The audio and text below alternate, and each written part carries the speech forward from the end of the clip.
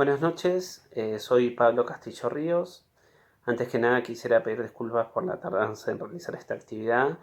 Me surgieron problemas laborales que fue imposible que pueda cumplir con los tiempos. Les comento, yo soy enfermero, además de docente, trabajo en el servicio de terapia intensiva del Hospital Ex-Francés en el sector de COVID y como sabrán la situación acá en AMBA está complicada, entonces requiere que estemos cubriendo algunas horas que colegas míos no pudieron cubrir.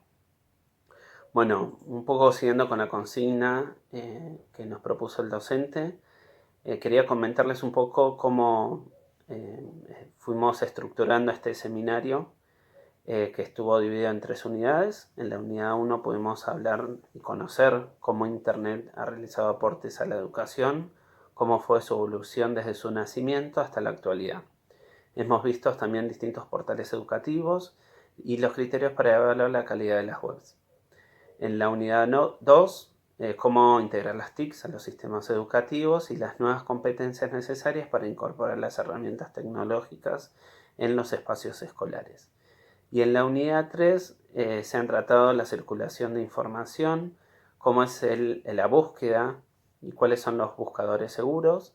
Se presentó el concepto de infoxicación y se caracterizó la generación clic.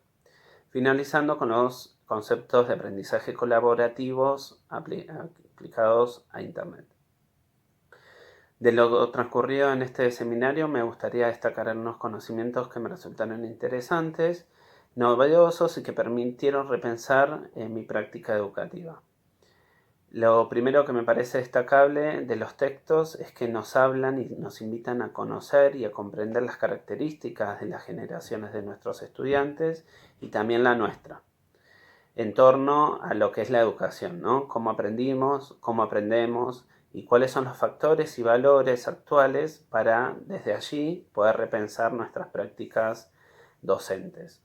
Utilizando el trabajo colaborativo, me parece que el eje está acá, ¿no? Esta nueva forma no tan nueva, forma de aprender y enseñar. Sobre todo los aportes de la bibliografía inmersos en la generación clic y nativos e inmigrantes digitales, que está especificado ahí estas características de cómo aprendemos y cómo aprenden nuestros alumnos.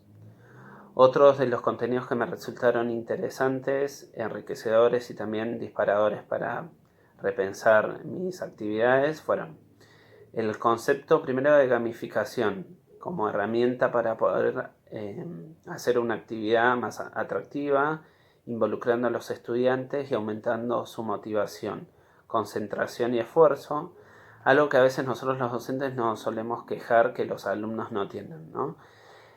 Yo, además de ser enfermero y ser docente, soy scout, soy dirigente o educador scout, y nosotros trabajamos mucho atrás del juego, ¿no? Y me pareció interesante este concepto y cómo lo podemos aplicar en nuestra práctica educativa.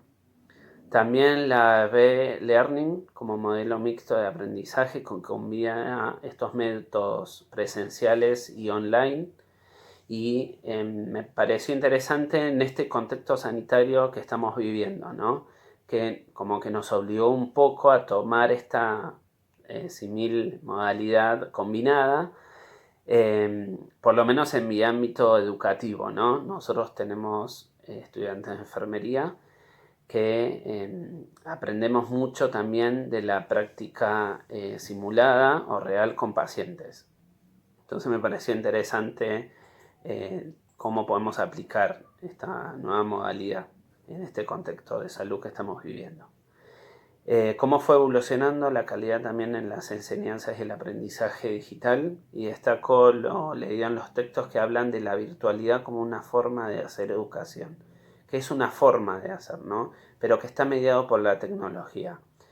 Y que su utilidad es cuando la podemos materializar en pos del beneficio para nuestros estudiantes, presentando diversidad en los recursos, enfocando en la producción que ellos hagan, en el trabajo colaborativo, rompiendo un poco con el esquema más tradicional de la enseñanza y el repetir estos modelos educativos de forma consecutiva. A veces tratamos un tema y como no fue bien con ese grupo de alumnos, como que tratamos de repetir este esquema como si fuera una solución única y mágica para tratar ciertos contenidos. Después de la red latinoamericana de portales educativos, la desconocía, no sabía que existía. No pude andar en muchos de ellos, pero en los que pude andar me pareció que tiene muchas herramientas para nosotros y que nos sirve a la hora de planificar y ejecutar estas nuevas formas de hacer educación. De la lectura de César Coll y Monero, Psicología de la Educación y de Evolución y Retos de la Educación Virtual, de la editorial Wozinova, destaco la importancia de entender y formar a los docentes en esta nueva función, ¿no? Esta función de docente virtual que acompaña, guía, gestiona, utilizando las TIC, moderando y siendo sostén en esta educación virtual, para que haya una actividad realmente constructiva del alumno, con un feedback importante e indispensable. He participado de algunos cursos online donde no existía este feedback y la sensación que le genera es algo que está faltando, ¿no? Muchas veces uno se siente como solo y me pareció interesante esta actividad constructiva con el alumno, pero en forma colaborativa. Sobre el texto Orientaciones y tendencias del futuro en la formación en línea, me resultó importante observar y comprender los cambios en la formación virtual.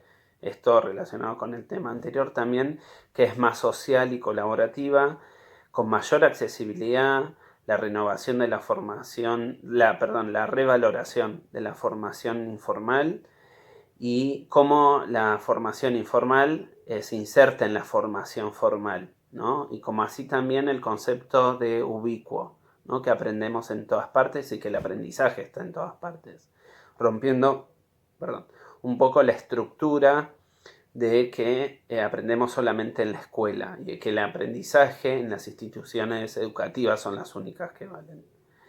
También del resumen del proyecto de la Declaración de Derechos de Internet de Italia, destaco esta búsqueda detrás de este proyecto de igualdad y seguridad en el uso de Internet, que me parece que es la pata floja que tenemos en las redes o en la utilización de Internet. Y por último, destaco el aporte de Ana María Rodea, que desarrolla en su marco teórico el aprendizaje conectivo, ¿no? Como la creación de una red de conocimiento personal, pero donde la gente se socializa e interacciona mediante el acceso al mundo de la web 2.0 a través del software social, ¿no? Y en este contexto educativo social donde los software sociales ocupan un lugar importante en las personas. Con respecto a las herramientas más prácticas de las que hemos visto desde los textos, me sirvió el texto de educ.ar, que trata sobre evaluar los sitios y los recursos educativos de Internet, y el texto de García Lorenzo de la educación a distancia a la educación virtual, que si bien nos hablen de cómo evaluar la calidad de la educación a distancia y de los sitios web, me parece que presenta un montón de recursos que son útiles si nosotros queremos generar esos contenidos, ¿no? O queremos planificar un curso a distancia o una educación a distancia, ¿no? También el manual de las estrategias didácticas, que si bien algunas conocidas, me pareció que siempre es interesante reforzar algunas nuevas y que nos permite y nos ofrece distintas actividades que los docentes y los alumnos podemos producir. Y del texto Lectura y Escritura de la Era Digital de Microsoft, nos presenta herramientas que podemos utilizar, estas herramientas digitales, tanto para enseñar a aprender, y me gustó estas herramientas relacionadas con la lectura y aprender a leer y escribir, como las herramientas de OneDrive, Artecuentos, los cuentos colaborativos y los otros recursos que se presentan. La guía de Google de Peyo Archanco sobre cómo funciona la búsqueda y cómo utilizar sus herramientas para generar búsquedas más específicas.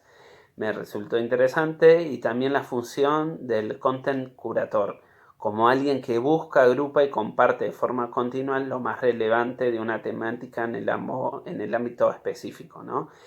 Y me parece que este rol es importante, más cuando nosotros estamos trabajando en la ciencia como más pura, o queremos estar actualizados en un ámbito específico, un saber específico.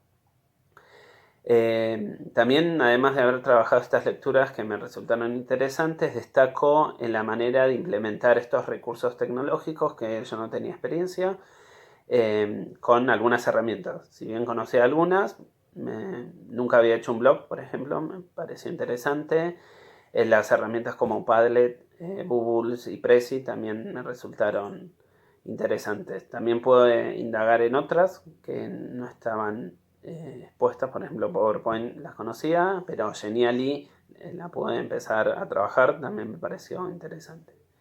Y como tema a considerar, me parece importante poder finalizar hablando de algunas de las desventajas de estas herramientas que hemos conocido, que tienen que ver con la igualdad de oportunidades, ¿no? Con la dificultad de muchos de nuestros alumnos y también de nuestros compañeros, colegas o nosotros como docentes, de poder tener acceso a dispositivos electrónicos, a los servicios de internet, problemas de conectividad y otros problemas, como también lo expone el texto de Ciclo de Debates Académicos, Tecnología y Educación de María Teresa Lugo.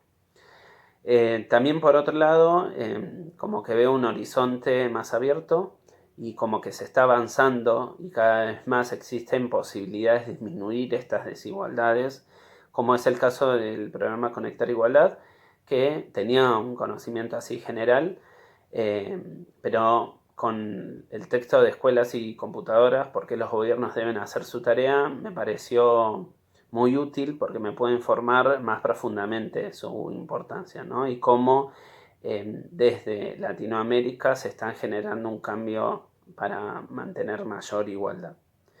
Y para finalizar este video quisiera compartir mis deseos con ustedes, que tengan un buen fin de semana y que pronto podamos salir de esta situación de salud que estamos atravesando y que nos está afectando, pero que nos está dando herramientas a futuro de pensar estas formas de hacer educación mediadas por la tecnología. Hasta luego.